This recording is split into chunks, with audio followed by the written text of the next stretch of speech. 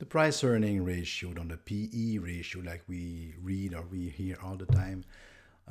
Again, by not our not our Warren Buffett Quebecer, but Montreal Warren Buffett. Stephen Dreislovsky, in his book, The Investment Zoo, he says, suppose a PE ratio of 14 represent an average market. Don't consider it normal at 20 and 25, the rate we are right now. He says it's not normal if he stays at this level for a long time. On the other hand, if after a panic or a severe recession it goes down to 12 or 8, don't miss the opportunity. So as a sheer number, you have the PE ratio, that is, you take the price of a stock and you divide it by the earnings. So if a stock, let's say a stock makes $1 of profit and it is trading at, let's say 25%, 25 dollars, it means that you pay $25 for each dollar of earnings. The PE ratio has that thing that you can compare a lot of stocks, their valuation, dollars for dollars. It's quality to quantity, quality to price quality ratio, because $1 is $1. If you make $1 worth in owning a Loblaw or Metro or Google, whatever, a dollar is a dollar. Wherever you make it, you have earned it. A dollar is a dollar. So how many times do you pay for that? So if you pay $25 for $1 of earnings, it's a PE ratio of 25. But another way to look at it is you turn the table, you turn it around, and you say, I make $1 of profit on $25 of investment.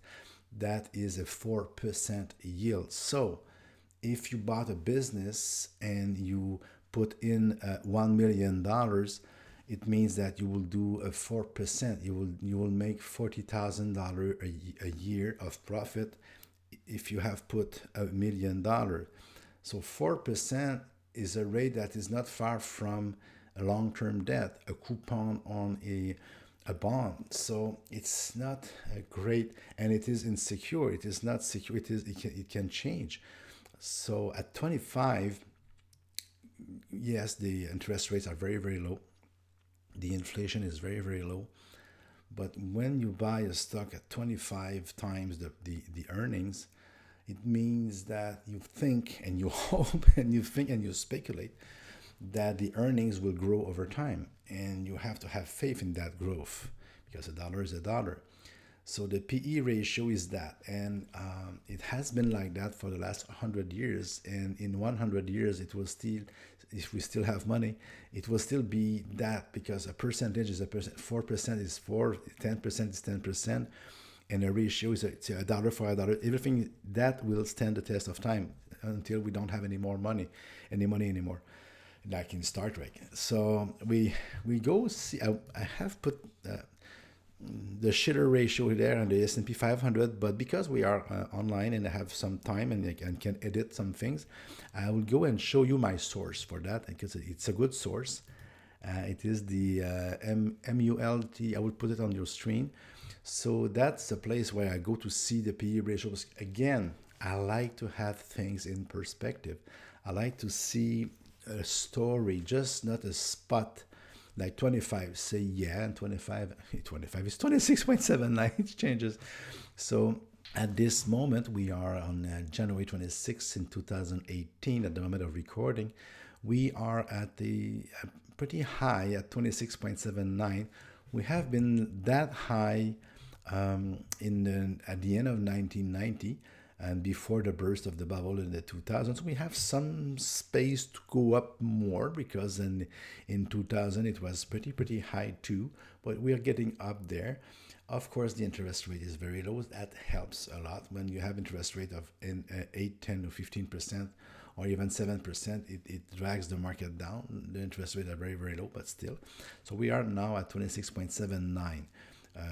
We were back in the day, in the 1920, before the big crash, we were over 20.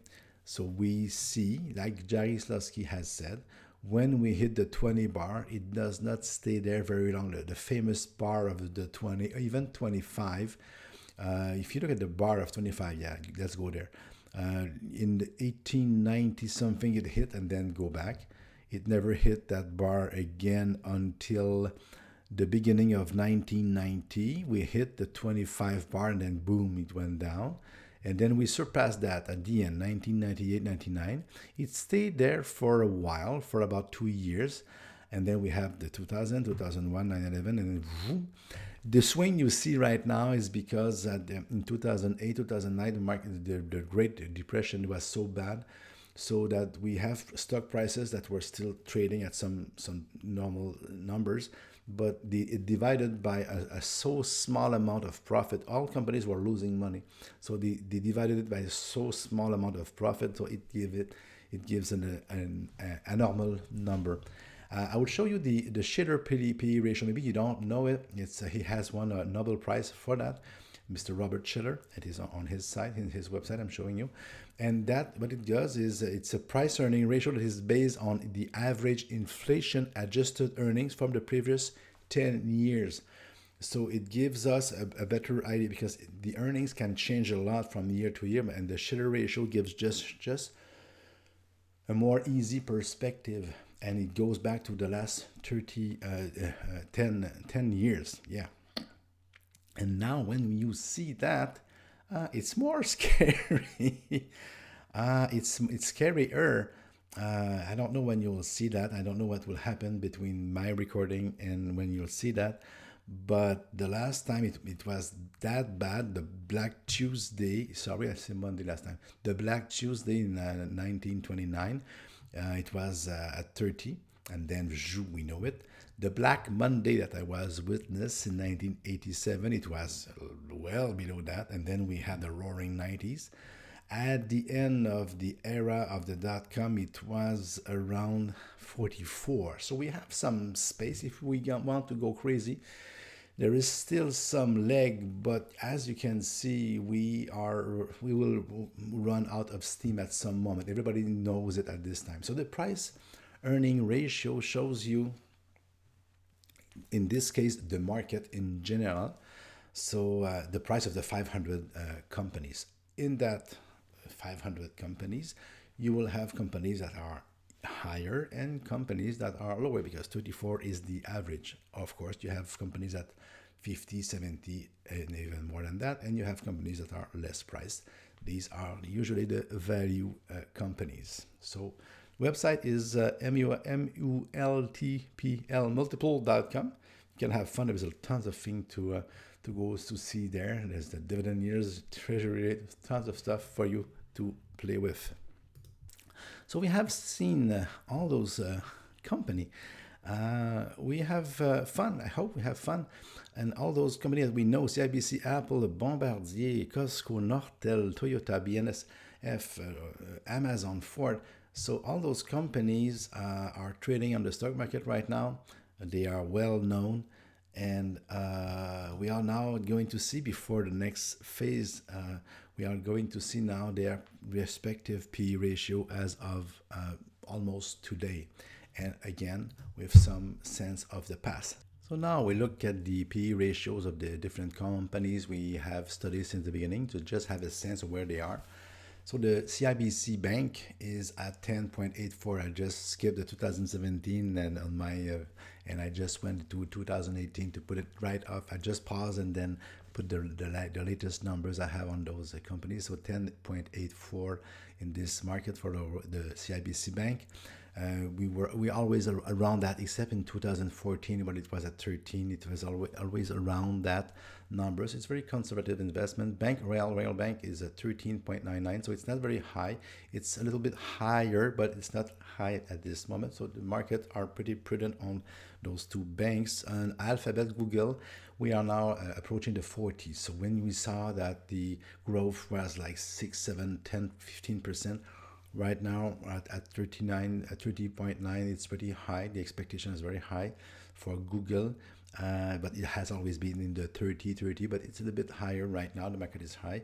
Apple, it's at its highest. It was at 12, 17 one time, 12, 13, and 18. I don't know which part of Warren Buffett or Berkshire's investment in that has to do. Ford is at 10, not a big risk on the PE ratio scale. right now. Toyota is a little bit higher at 11.9.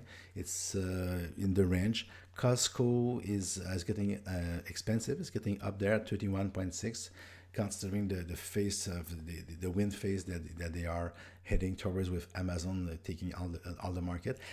Amazon, the PE ratio is at 357 as of right now. So if you look at and it has always been very, very high, 676 in 2013, 534, 2015, there was no income, 208, and now 357. So very, very high at that moment. Bombardier was, I just checked on my phone, I have all those companies, and they are showing me a 10 PE ratio. That means that it is maybe not the trailing 12 month, or they are forecasting some kind of profits for the next. So they are trading right now at 10 times the profits. That's nice. And Couche-Tard, finally, Couche-Tard is at 27.96, so that is the highest it has ever been. So we have some different take on that. And $1 of profit is $1 of profit. So you see all the things. It's all over the place.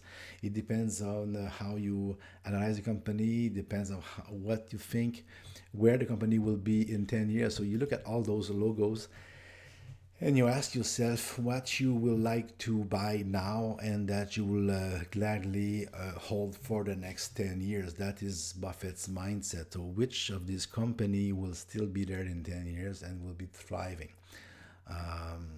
Your guess is as good as mine. I don't want to steer you in any direction, but that's the fun part about investing. So that was the end of the third chapter, the third section of the course. We now go on to the next one, that is the focus investing.